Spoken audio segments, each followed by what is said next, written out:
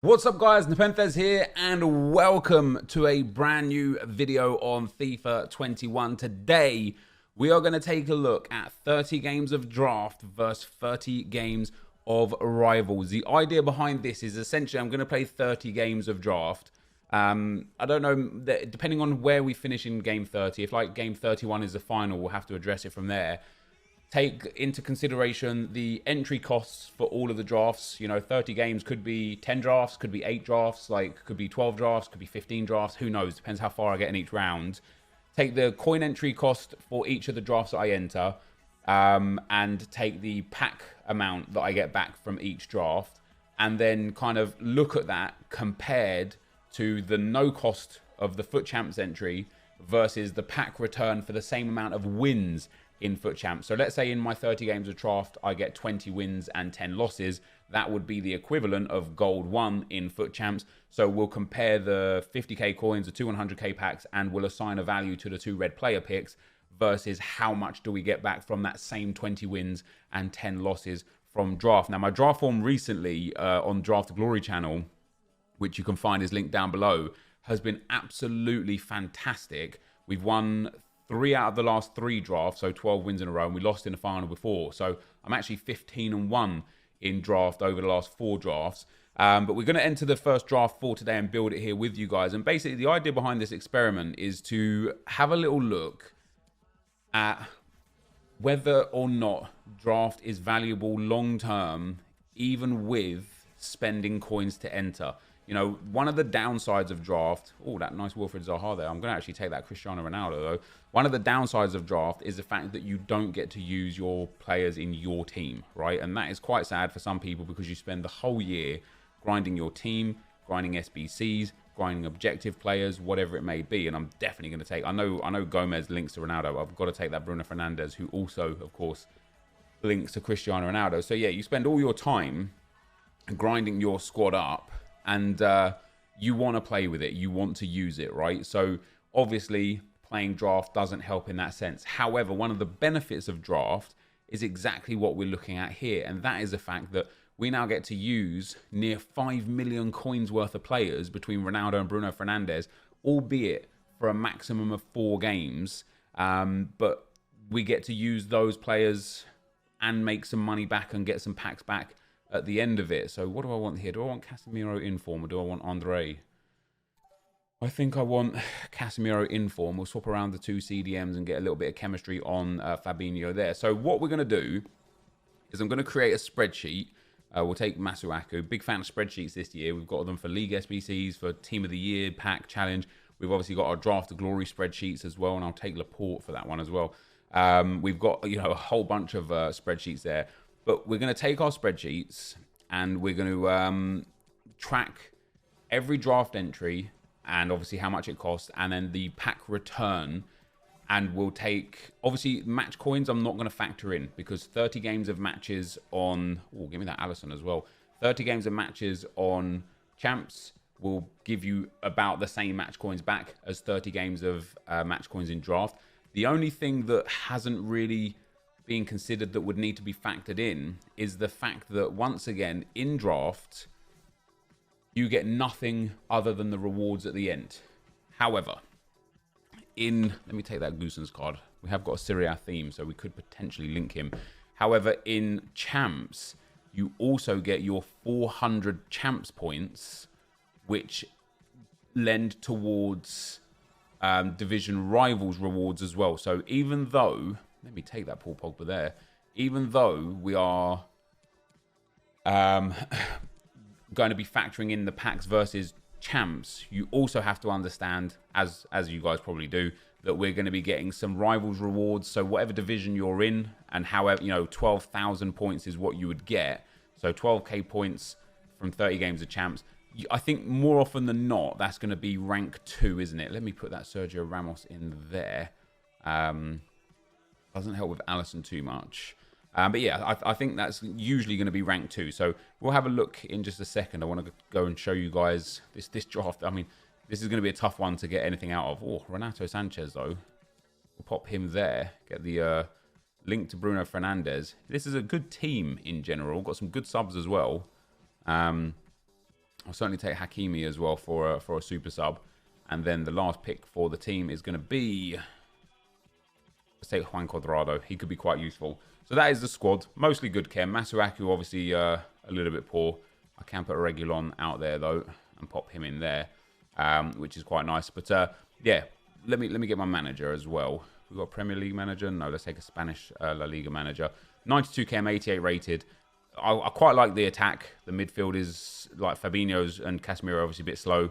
The back line is quite nice. But as I say, the aim is to have a look at, I think in 20 games of draft, I can get to the final like fairly comfortably. So, sorry, in 30 games of draft, let's say 4, 8, 12, 16.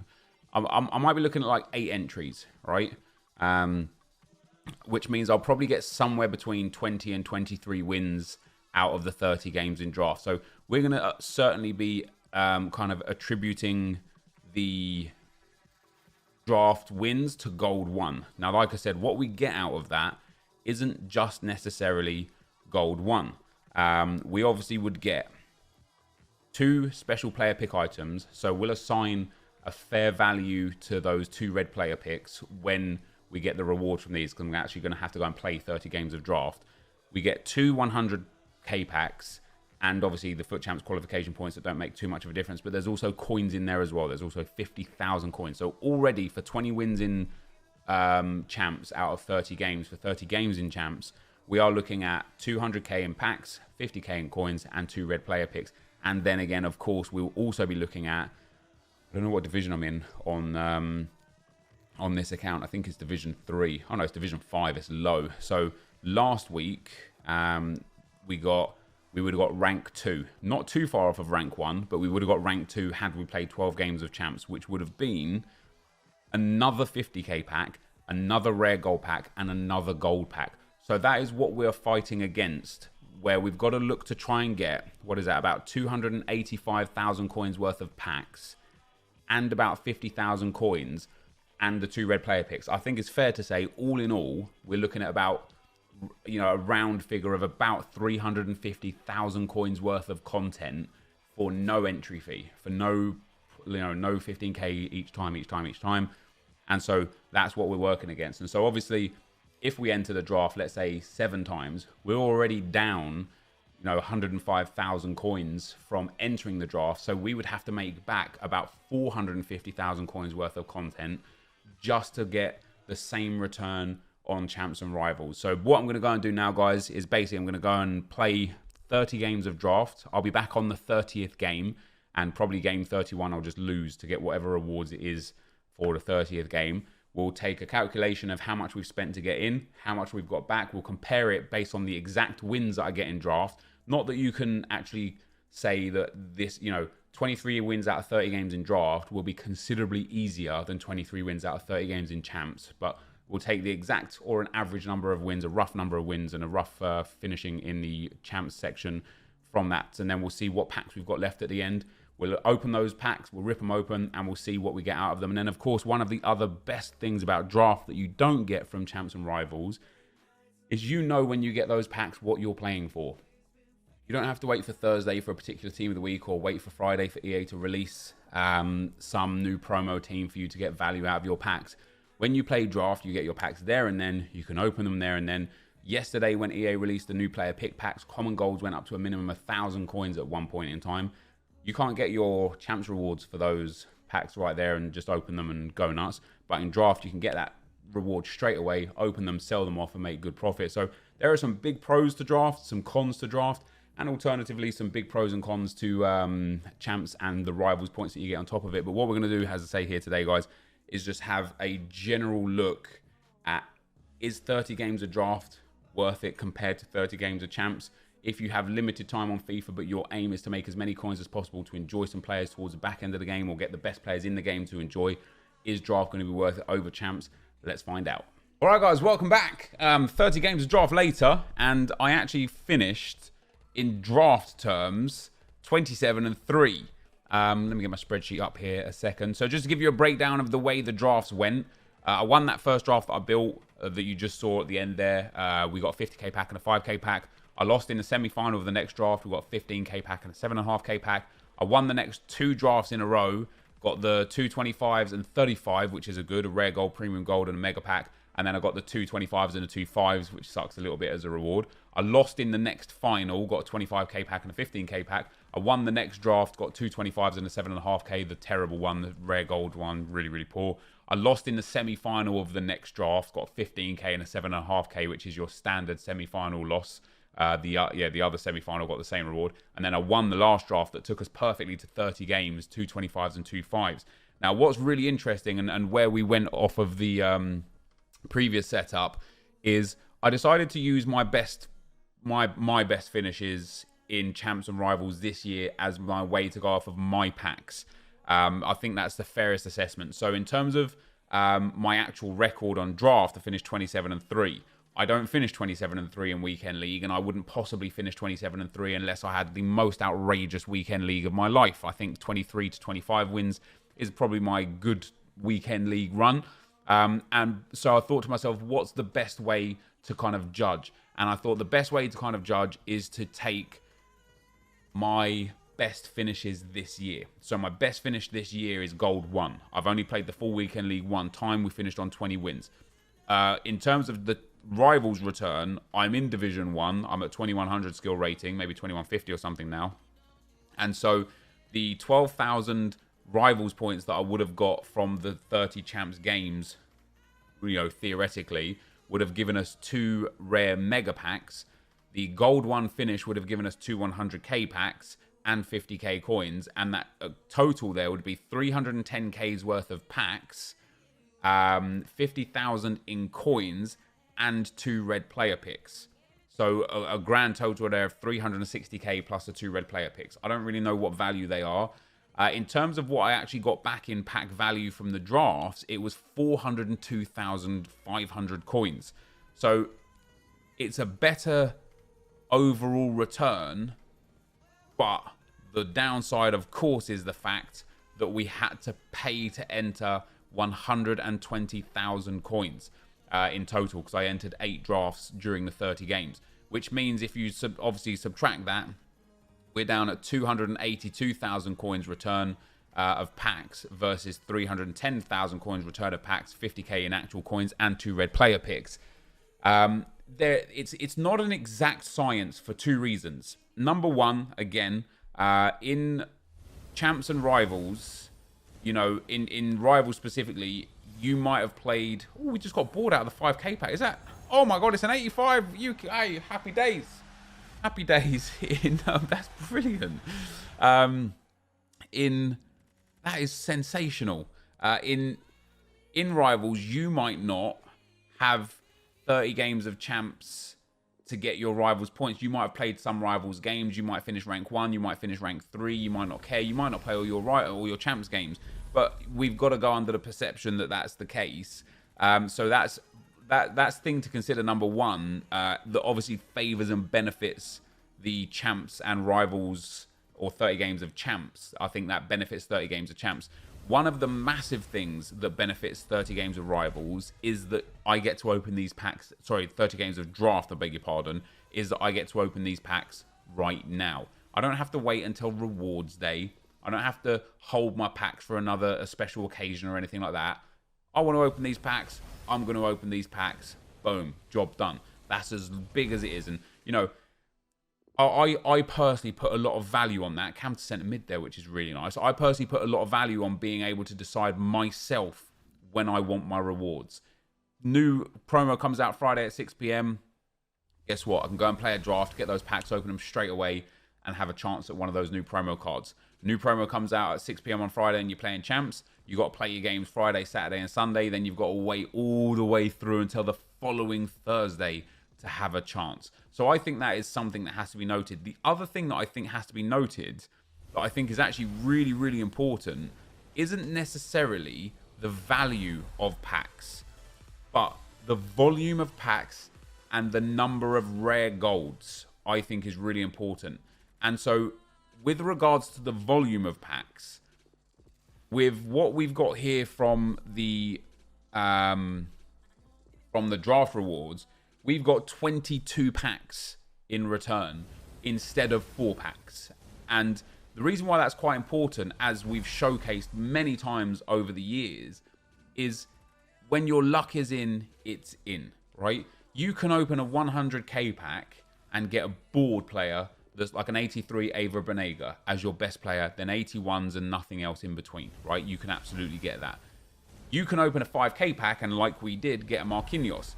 So the fact that you have more packs just gives you more opportunities to get something.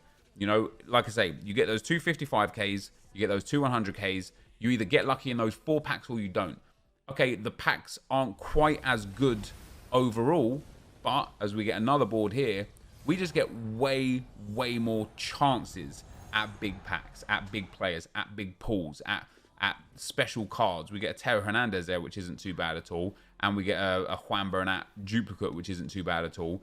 And so I definitely put a lot of value as well through my personal experience. And you guys can agree or disagree, but I definitely put a lot of value in my personal experience of more packs being more beneficial.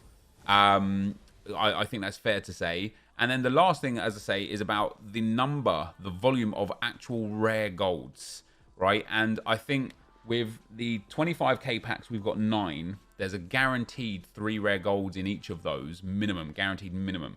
So that's already 27 rare golds. In the 35k pack, you're likely to get another 3 or 4 at least, as we get an inform here. The 50k pack gives us 12. Is that Santa Maria? I think the 100k packs obviously gives you 48. The 55k packs gives you at least 7, so at least 14 more. So you're looking at about 60 to 70 rare golds from your champs and rivals versus 27, 37, 39. Probably a guaranteed walkout. Let's go, baby. Come on. What are we saying here? Spain. Goalkeeper, Sidema. Hey, Sergio Busquets, you don't mind that at all. You don't mind that at all. That is very nice. He's worth a whole bunch right now. We'll send these guys into the club. Yeah, so in short, for me personally, and I know not everyone can win as many drafts as I won, right? I know a lot of people struggle. We get boards again, goddamn. I know a lot of people struggle to even get out the second round and stuff, and that has to be taken into consideration for sure, right? For me personally, it is very even with regards to what is better, draft or champs, in terms of the return. As I say, the positives are more packs gives you more chances of packing better cards, but the positives of drafts are more chances, and you can open them there and then, and you can play with the best players in the game. You don't have to buy them, spend your coins on them. You just get to use them over and over again, right? So that's one thing. Another board, let's go. The negatives are you get less rare golds on average than playing champs and rivals, and I think the one of the positives of champs and rivals is you get 2 reward sets from 1 set of games, and I think that has to be taken into consideration. Where I would lean with it, for me personally, is I like the fact with draft that it is way more casual. I think that's something I enjoy. Champs is casual to a point. Champs is casual until sort of like the 10 win, the 10 form. Once we get to about +8, +10 form, it starts becoming way more sweaty, way more challenging, and every game is way more difficult. In draft, I went 27-3 here. There were some tough games in those that I won, but generally speaking, we got a whole bunch of rage quits. A whole bunch of really easy wins, a whole bunch of just guys that just basically had no thumbs. And whilst that's not what everything should always be about, it was certainly nice in draft to have that relaxed, casual style of play, whilst getting very good rewards comparative to champs and rivals. So in essence, in short, it is close. It is... Oh, is that BD85? Let's go, man. That's massive. Wow, we've got some really good returns from this. Really good returns.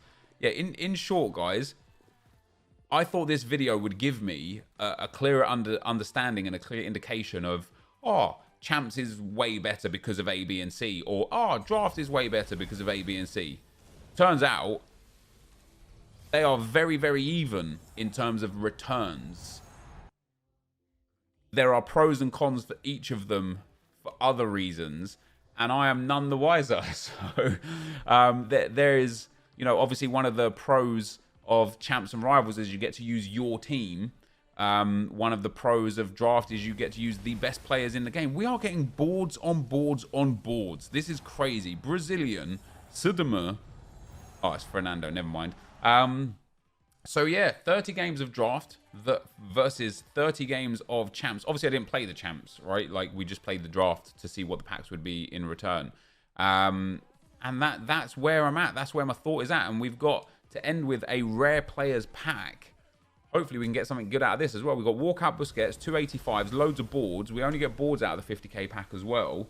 And it's going to be Spain, Summer.